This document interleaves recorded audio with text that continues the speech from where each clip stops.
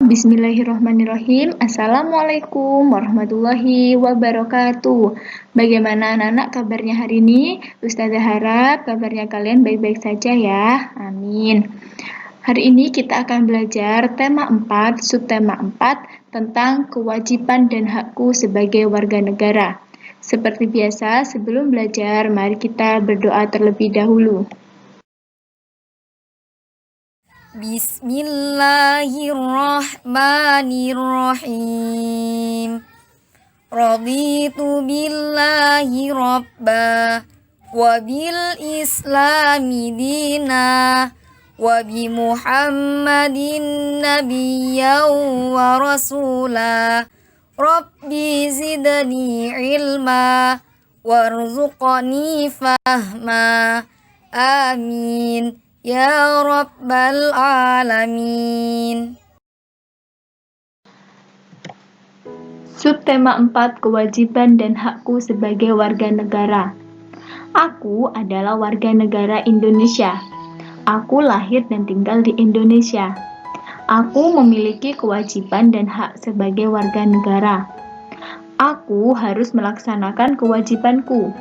Aku harus menjadi warga negara yang baik. Aku harus belajar sungguh-sungguh. Aku harus menjadi anak yang sehat dan kuat. Aku sudah banyak mendapatkan hakku. Aku tinggal di lingkungan yang aman. Aku bersekolah dengan gembira. Di dekat rumahku ada klinik dan tempat ibadah. Jadi, apa saja ya kewajiban dan hak kita sebagai warga negara? Kewajiban dan hak sebagai warga negara. Yang pertama yaitu kewajiban sebagai warga negara. 1. Ikut serta dalam pembangunan bangsa dengan belajar bersungguh-sungguh demi kemajuan bangsa. 2. Menaati semua aturan yang berlaku. 3. Menjaga persatuan dan kesatuan bangsa. 4. Ikut menjaga semua fasilitas umum yang disediakan. 5. Menjaga kelestarian alam dan lingkungan di wilayah Indonesia. Yang kedua yaitu hak sebagai warga negara. 1. Memperoleh pendidikan dan pengajaran yang baik. 2. Mendapat fasilitas kesehatan yang memadai. 3. Mendapat perlindungan hukum. 4. Mendapat pelayanan sebagai warga negara. 5. Dapat menggunakan fasilitas umum yang disediakan. 6. Menikmati alam dan lingkungan di wilayah Indonesia. Jadi inilah kewajiban dan hak sebagai warga negara. Lalu selanjutnya hak dan kewajiban yang berkaitan dengan jalan umum. Kewajiban dan hak berkaitan dengan jalan umum. Jadi apa saja kewajiban dan hak kita yang berkaitan dengan jalan umum? Yang pertama, kewajiban. 1. Semua warga wajib menjaga dan merawat jalan umum. 2. Semua warga tidak boleh membuang sampah di jalan. 3. Wajib memperhatikan keselamatan dan kelancaran lalu lintas. Yang kedua yaitu hak. 1. Mendapatkan kenyamanan saat berjalan. 2. Menggunakan jalan yang bersih dan nyaman. 3. Berhak atas kelancaran berkendara di jalan umum. Jadi, inilah yang dinamakan hak dan kewajiban yang berkaitan dengan jalan umum. Kita juga berhak mendapatkan jajanan yang sehat. Maka dari itu, apa saja ya jajanan yang sehat dan jajanan yang tidak sehat? Jajanan sehat dan tidak sehat. 1. Makanan digoreng dengan minyak bekas berwarna coklat. Ini apakah termasuk jajanan sehat? Ya, benar. Termasuk jajanan tidak sehat. 2. Makanan tertutup rapat. Termasuk jajanan sehat atau tidak sehat? Ya, benar. Termasuk jajanan yang sehat. 3. Makanan terbuka. Termasuk jajanan sehat dan tidak sehat? Ya, benar. Termasuk jajanan tidak sehat. 4. Makanan dibungkus koran. Termasuk jajanan sehat atau tidak sehat, anak-anak? Ya, benar. Termasuk jajanan tidak sehat. 5. Makanan terlalu manis. Termasuk jajanan sehat atau tidak sehat? Ya, benar.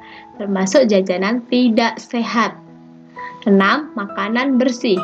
Termasuk jajanan sehat atau tidak sehat? Iya, termasuk jajanan sehat. 7. Makanan masih segar. Termasuk jajanan sehat atau tidak sehat?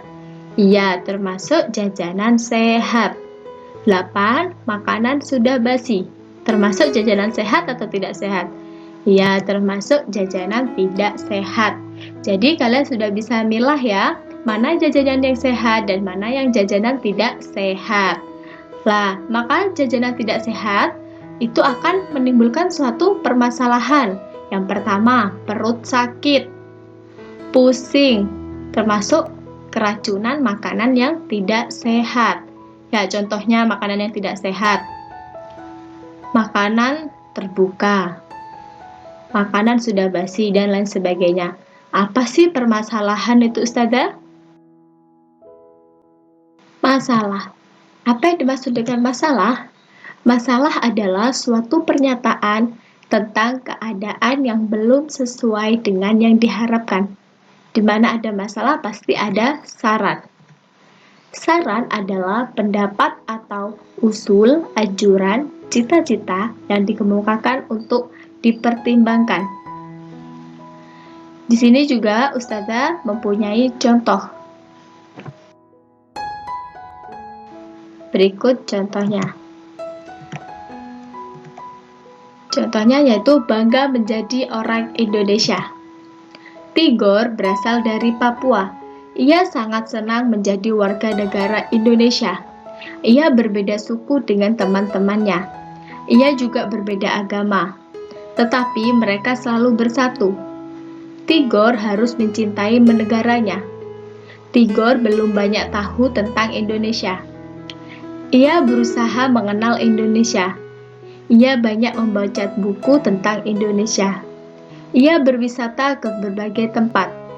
Ia juga mengunjungi museum. Ia menggunakan barang bantuan Indonesia. Tigor sangat bangga menjadi orang Indonesia. Jadi, temukan permasalahan dan saran dari teks bacaan tersebut.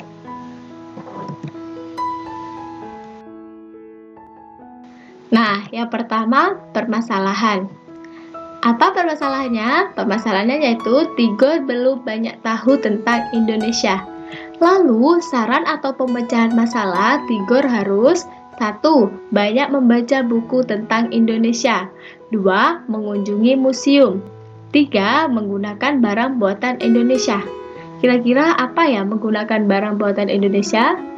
Salah satu contohnya yaitu topi. Topi salah satu barang buatan Indonesia. Bagaimana ya Ustazah cara membuat topi?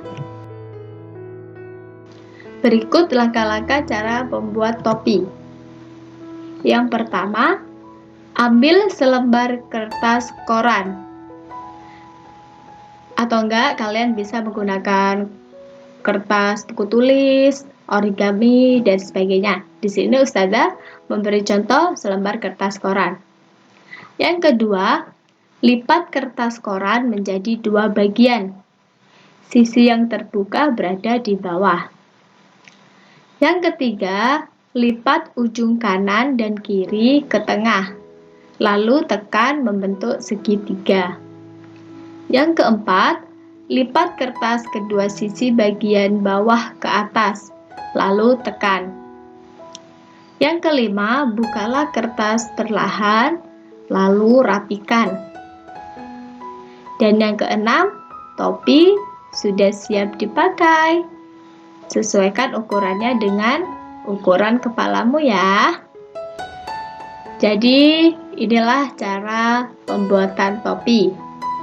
Jadi, pembuatan topi ini termasuk teknik melipat pintar. Apa sih teknik melipat itu? Teknik melipat adalah teknik dalam membuat karya seni ataupun kerajinan tangan yang secara umum. Bahannya adalah kertas yang diproses sedemikian rupa hingga menyerupai bentuk-bentuk yang diinginkan tanpa menggunakan alat perekat atau lem. Contoh karya seni yang terbuat dari kertas dengan menggunakan teknik lipat. Yang pertama, membuat topi, yang kedua, membuat pesawat, dan yang ketiga, membuat kapal, dan yang keempat, membuat boneka kodok. Nah, di sini topi sangat cocok ya untuk menanam pohon supaya kalian tidak kepanasan saat menanam pohon. Nah, di sini Pak Lurah ingin wilayahnya hijau dengan menanam pohon angsana. Mari kita bantu Pak Lurah. Nah, di sini Pak Lurah ingin membuat wilayahnya hijau. Beliau menugaskan setiap rukun tetangga atau RT untuk menanam pohon angsana. Di wilayah itu terdapat RT. Beliau menugaskan 10 RT untuk menanam. Berapa banyak bibit yang dimiliki Pak Lurah? Berapa banyak bibit yang diterima setiap RT? Tentukan jumlah bibit yang dimiliki Pak Lurah dan tentukan banyak bibit yang diterima setiap RT. Nah, ini tadi misal banyak RT yang ditugaskan yaitu 10. Jadi, misal banyak bibit di kelurahan ada 500, 500 habis dibagi berapa? Sekiranya hasilnya 10, ya benar. Dibagi 50. 500 dibagi 50 hasilnya 10. Lalu kemungkinan yang kedua yaitu banyak bibit di kelurahan 400. Habis dibagi berapa? Sekiranya hasilnya 10. Ya benar. Dibagi 40. 400 dibagi 40 hasilnya 10. Lalu kemungkinan yang ketiga yaitu banyak bibit di kelurahan yaitu 300. Dibagi berapa? Hasilnya 10. Benar. 300 dibagi 30 hasilnya 10. Lalu di sini Ustazah mempunyai contoh yang kedua. Nah, contoh soal yang kedua. Misal banyak RT yang ditugaskan yaitu 20. Banyak bibit di kelurahan misalnya 600. 600 dibagi berapa? Hasilnya sekiranya 20. Benar, 600 dibagi 30 hasilnya 20. Kemungkinan yang kedua yaitu 400. 400 dibagi berapa? Hasilnya 20. Iya benar. 400 dibagi 20 sama dengan 20. Yang ketiga yaitu 200 dibagi berapa? Hasilnya 20. Ya, 200 dibagi 10. Bagaimana anak? Anak-anak sudah paham? Jika sudah paham, Ustazah akhiri pembelajaran hari ini ya. Semoga bermanfaat pembelajaran hari ini dan kalian tetap semangat belajarnya, tetap jaga kesehatan. Semoga kita semua lekas bertemu ya. Soleh dan solehanya Ustazah kelas 3. Ustazah akhiri. Wassalamualaikum warahmatullahi wabarakatuh.